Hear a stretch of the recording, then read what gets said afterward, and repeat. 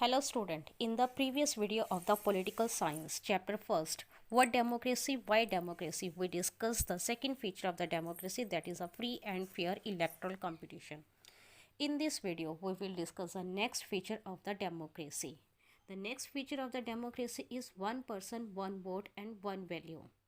Democracy is based on the fundamental principle of the political equality, and it has been adopted by a number of countries, but in some countries the principle is not followed.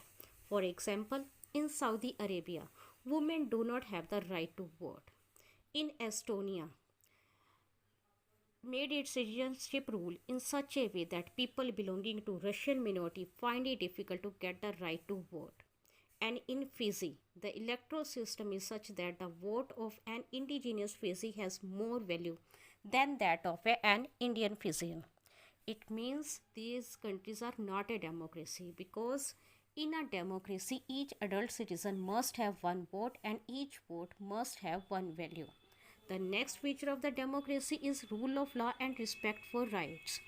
A democratic government should ensure that the basic rights of its citizens are protected with the help of an independent judiciary.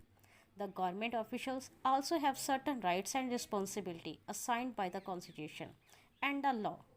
The following example of the Zimbabwe shows that the popular approval of ruler is necessary in a democracy, but it is not sufficient.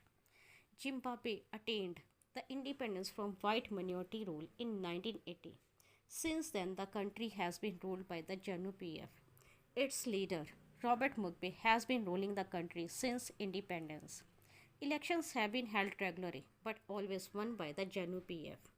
President Mugabe is popular, but also uses unfair practice in elections. Opposition party workers are harassed and their meeting disturbed. Laws limit the right to criticize the government. Over the years, Mugabe's government has changed the constitution several times to increase the power of the president and make him less accountable.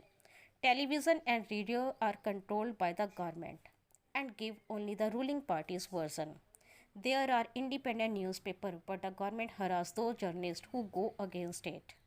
The government has ignored some court judgment that went against it. So, in spite of winning election, the government of Zimbabwe is not democratic in true sense, because a democratic government rules within limits that set by constitutional law and citizens' rights. In the next video, we will discuss which form of the government is best for a country.